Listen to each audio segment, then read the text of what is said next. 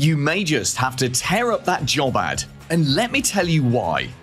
We all know a service desk manager is a critical role. It's their job to make sure the clients are delighted while freeing you up to grow the business. But whoever said that a service desk manager has to be a tech? What if there's a different kind of person who's much more suited to this kind of role? I really do talk to a lot of MSPs. In fact, it's one of the most wonderful things about the work I do.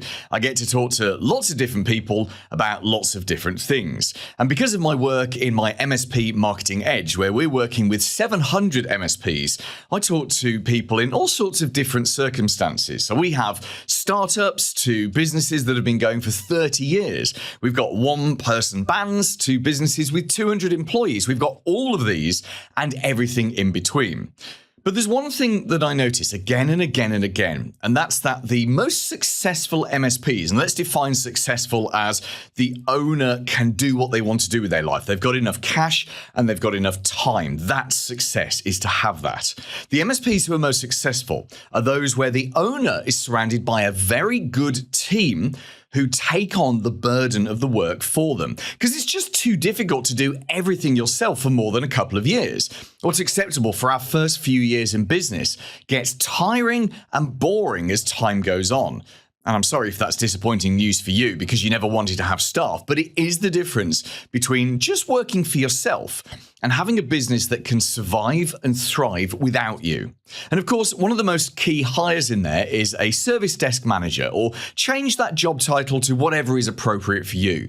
But basically someone whose entire role is to keep the clients happy and make sure that the work happens as it's supposed to. Now, different MSPs have different ways of doing this, but they all come down to the same things. You've got some technical resource and you've got customers who want things to be done. And the service desk manager sort of sits in the middle of that, making the magic happen. If you own the business and you're currently doing that, as well as the marketing and the sales and looking after the team and account management and finance and admin, so tiring. What a liberating role to have a service desk manager whose entire working existence is focused on the clients and managing resources. For some people, that's their dream job. But let me challenge you on exactly who should be doing that job. You see, I've always believed, and in fact operated this way, that it's better to hire people who have a great mindset and then train them with the skills that they need to do a specific job. Back when I was working in radio in the early noughties, I had two radio presenters working for me who were either end of this scale. So Kev was naturally talented, but he had a terrible mindset and he was lazy. Whereas Tom was less naturally talented, but worked very, very hard to make up for it. Now, guess which of those two was a pleasure to work with and went on to have a very successful career. And guess which one was such a pain in the backside that I took immense pleasure in firing him one day. He's still in radio, but only just hanging on compared to the other guy.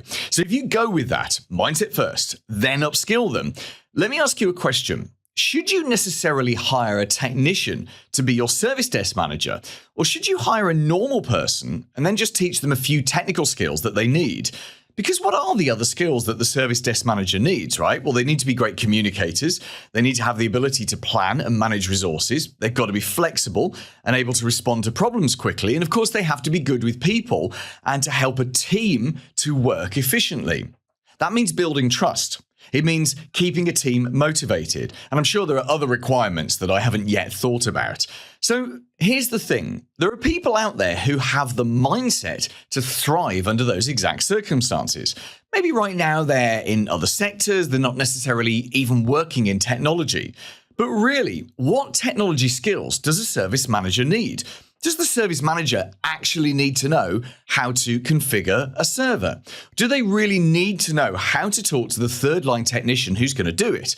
Or can a normal person who has spent a career somewhere else, keeping clients happy and managing resources, could they do the same for your MSP? What do you think about this? Is hiring a normal person instead of a tech to be your service desk manager, is that an interesting idea to you? Or do you think I've completely lost the plot? Paul Green's MSP Marketing Edge.